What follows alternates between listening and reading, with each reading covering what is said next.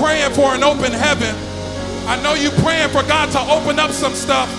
But the Lord says, I've begun to close some doors so that I can bring you to the point that I'm trying to get you to. There's about to be a shift.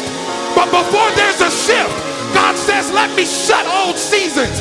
Let me shut old things. Let me shut old doors. So right now, you've been praising for the open thing. But I need about 5 people that will praise for the closed doors.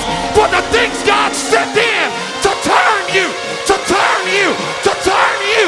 I said, there's about to be a turning.